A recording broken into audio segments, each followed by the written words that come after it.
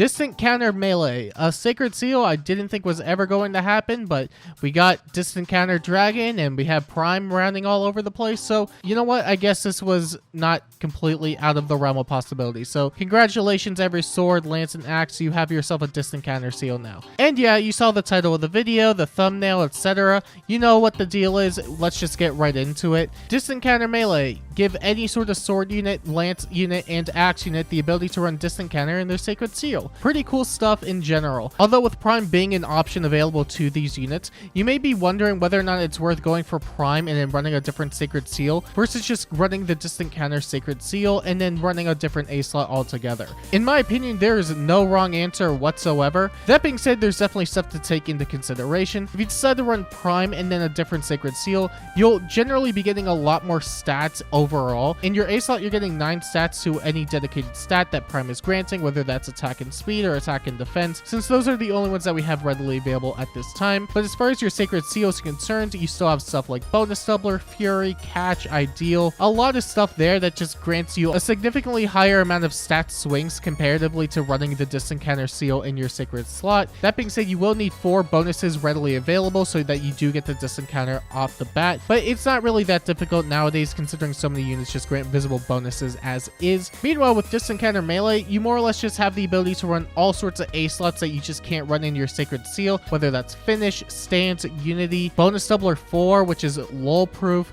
Clash, Hexblade, and so on and so forth. In my opinion, I vastly prefer the ability to run Distant Counter in Sacred slot because the amount of effects that you could get from your A slot alone, especially for infantry melee, more than makes up for the stats that you would otherwise be losing out on. Again, it will just wholly depend on the type of unit you do use it on, because some units may just prefer the extra stats instead. Now, that being said, if you're looking for your prime candidates for the Distant Counter Seal, you see what I did there? I thought that was pretty clever. Lo and behold, there are several units, in my opinion, that would probably use the Distant Counter Seal the best, those including Lucia, Severa, and Legendary Seliph. Lucia is more or less a given. She has the ability to run Gambit, Miracle, and gets true damage reduction from her weapon. She gets a lot of damage reduction altogether. The big problem really just being giving up your A slot for Distant Counter a lot of the time because you don't necessarily get as much sustain, but chances are she's going to be lasting a good while if there isn't any sort of piercing or shred on the field. But now with the Distant Counter Seal, you can run Finish in the A slot and get healing on top of all the damage reduction that you're normally getting from Gambit and Queen's Blade. The only caveat really is just that you have to charge Miracle at 5 cooldown, but because she is an infantry unit, it's really not going to be difficult to get that going whatsoever. Meanwhile, you have Severa, who's relatively good out of the gate with attack speed Finish,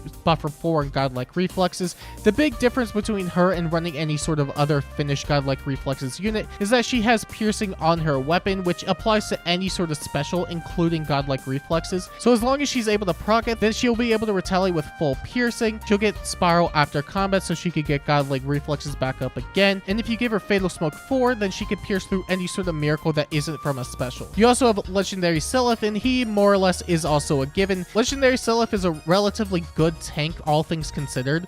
He has a good amount of damage reduction from his weapon. He gets healing per hit. He has Miracle, so on and so forth. The big difference here is really just that you'll be able to run other effects in your A slot, preferably something like Unity or Stance, the latter also granting the guard effect so that you can protect yourself from specials in some scenarios. You also have Flame Lyn, and she's more or less just going to be akin to a lot of the other Finnish candidates. The only big difference being is that Verdict of Sakai is no longer a liability. You can run Distant Counter in your Sacred Seal. You get to take full effect of Verdict of Sakai. It's more or less just a more flexible finish at the end of the day, but it's still worth highlighting nonetheless if you do have a Lyn lying around. Meanwhile, you have Ninja Zelgius, and he's more or less self-sufficient with his base kit being a solo unit, but if you did want to make him into a far save instead, you could always forego his innate A slot, run Savalin Shield so you can get rid of any sort of armor effectiveness, run Special Spiral 4 with Lightless Luna so that way you can at least get through any sort of first hit or second hit damage reduction, which is becoming more and more common, and more or less just become a relatively solid enemy phase threat for your allies. And lastly, as far as notable candidates are concerned, I think Har is one of the better options available. Har has a PRF with dual phase Brave, IO Shield, which means he doesn't have to worry about bow effectiveness, although he does have to worry about blue mages. At least you can subsidize it a bit with the weapon triangle advantage, and true damage reduction definitely being the icing on the cake, mainly because you're also able to run Gambit and get an absurdly high amount of damage reduction properties. If you know Brave Dimitri by now, which you probably do if you're watching this video, this is more or less just going to be the same thing, except you you also have the Brave effect attached to it. And in my opinion, it is a really valuable thing to give to somebody like Har. And as far as the most notable candidates are concerned, those are the best ones in my opinion. That being said, you could also give it to any sort of character that has Unity built into their weapon, whether that's Winter Rapier from the Inheritable, or anybody with a PRF like Lancer Heroics or Western Axe, and you can more or less just make them a Fallen Ike variant. That being said, I wouldn't say this Sacred Seal is as splashable as the Dragon variant because most dragons are generally enemy phase oriented, whereas there is a variety of playstyles when it comes to all sorts of swords, lances, and axes. In my opinion, if you are going to give the Disencounter Sacred Seal to any sort of unit in this category, I would definitely consider the armors and infantry worthwhile just because of their skill accessibility. I'll get more into the armors in a bit, but generally speaking, the infantries just have a lot of skill accessibility, and the armors are just going to become better tanks with it. The flyers will ultimately vary depending on the types of sets you plan to run. Some aren't necessarily the most effective comparatively to other archetypes, but at the same time, you can definitely take advantage of the Disencounter Seal for specific units that allow them to take advantage of their flyer status. And lastly, in my opinion, I would not give the Disencounter Sacred Seal to any sort of cav, and by any sort of cav, I mean most of them. Obviously, there are going to be exceptions within every sort of archetype, but generally speaking, I wouldn't slap this on most cavalry units. There are units that you can slap it on, of course, somebody like Legendary Seliph, but for the most part, cavalry are more so relegated to their player face status. Most of their skills are player face focused, and even though they do have access to some skills that are mixed phase, they aren't exactly the best when it comes to their enemy phase prowess because they don't have the sustainability comparatively. Now, that being said, if you want a really funny decision, you could give this Disencounter Seal to any sort of high scoring armor, and they will be able to score significantly higher because of it. Winter Byleth, Edelgard, and Ninja Zelgius in particular come to mind. With that, they become the highest scoring unit in the game alongside Brave Corrin.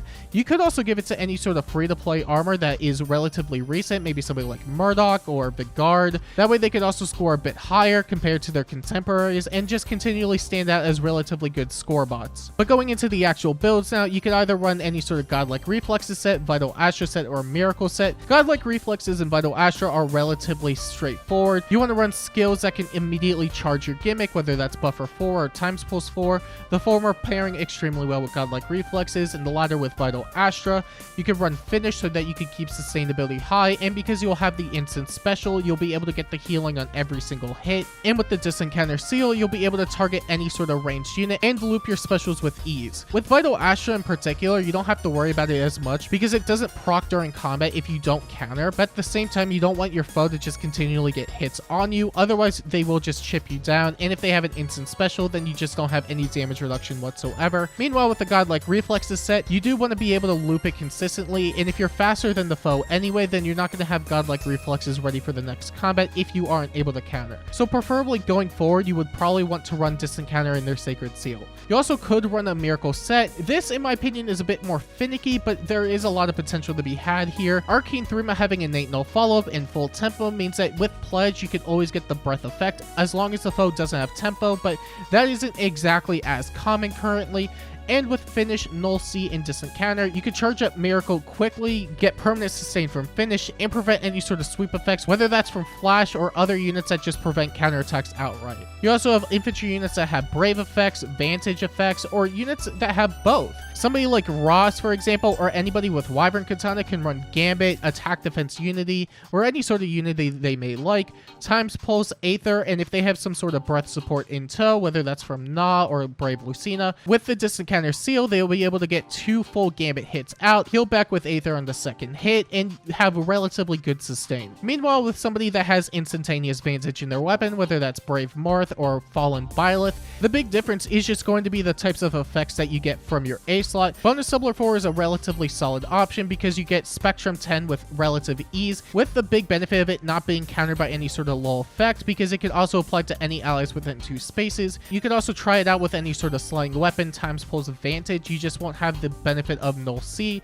but I don't think that's as big of a deal comparatively. And lastly, in my opinion, any sort of dual phase Brave Infantry that can take advantage of Vantage, that being most of them except Ross because of the healing built into his weapon, with no quarter, Times Pulse 4, either breath support if they need it, in this case Shez doesn't need it because it's built into his weapon, and the Disencounter Seal. Running any other A slot can run to better damage output, whether that's potentially stacking Unity with Legendary Robin support, Hexblade so you can target target to lower the foe's defense or res, clash so you don't have to worry about getting debuffed and missing checks, or in a scenario where you would rather run a godlike reflexes set, you could then run a stance skill so you don't have to worry about any sort of specials proccing. And as far as the infantry builds are concerned, these are probably some of the better options readily available to you. You also have the armor builds, and this is where I think the distant counter seal shines the most in my opinion. As it currently stands, fire saves are really struggling because nukes are just completely out of control with the amount of tools that they have. But now with the distant counter sacred seal readily available to them, not only do they have a lot more A slot flexibility, but they can loop specials such as Sacred Cowl, Aegis, whatever the case may be. The biggest glow up by far most definitely being Savalin's shield in the A slot, distant counter, running Sacred Cowl or Aegis, so that way you can loop Hardy Fighter procs, and if you have breath support, that would make the process much easier, and overall just raising their abilities to act as a fire save. Some units will definitely do it better if they have better PRFs to go alongside it, but generally speaking, distant counter seal and removing your armor weakness or running any other skill that would allow them to act as a really solid enemy phase tank is going to be a really big buff for them moving forward. I do also want to quickly mention Threma for the Axe Armors. Running any sort of stance skill means that unless the foe has tempo, they will not be able to charge any special whatsoever. Running the distant counter Sacred Seal with Sacred Cowl means that you can consistently loop that with Hardy Fighter, and you don't have to worry about guard effects whatsoever because the weapon also has full tempo. And I think as far as I'm concerned, the Axe Armors are probably going to be doing the best here. The only big caveat is that you just have to worry about Legendary Hinoka, who is currently the latest and greatest armor killing machine.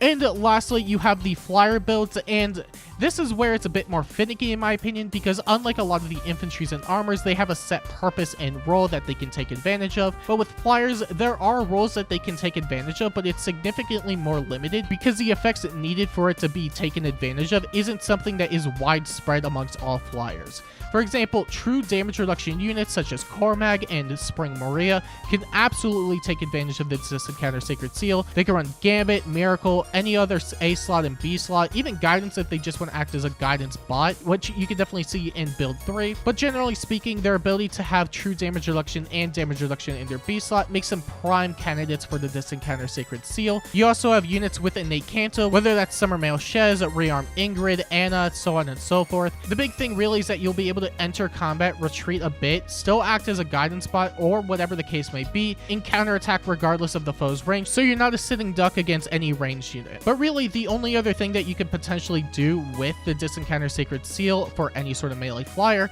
is really just act as a guidance bot. In my opinion, that's probably the best thing that you could get going for them. The big benefit that all the melee flyers do have, though, is that they have an arcane with full no follow-up in it, so they don't have to worry about getting guaranteed followed up, and they can still get really good amounts of damage reduction from their weapons. Mostly the Arcane Devourer, because it does also have first hit damage reduction, but the other two weapons also have their own benefits as well. You'll more or less just be sitting in place acting as a guidance bot. The only big difference is that you just can't be as easily initiated on, because you'll have the ability to counterattack, and depending on the type of unit you're using, can retaliate with an instant special. The swords in particular can use no quarter with Arcane Devourer, as it will be an instant proc. But the other ones could still use stuff like Noontime or any other lower cooldown special like Ruptured Sky, and really it will just vary depending on the flyer, but the general gist of the build is going to be the same across the board. But as far as the distant counter candidates are concerned, I think the armors and infantry have the best stuff going for them, but you can still use it on flyers, and again, I don't really recommend it on cabs, but considering this skill is also free, it couldn't really hurt just to slap it on anybody. So presumably you're going to give it to somebody. Let me know who down below. I'm curious to hear what your thoughts are on it overall. I'm hoping that maybe we'll get more stuff like this in the future for maybe something like mages, like close counter mage or whatever the case may be, but we'll see what happens. Until then, if you want to see more videos like this, make sure to like and subscribe. And until next time, I'll see you later.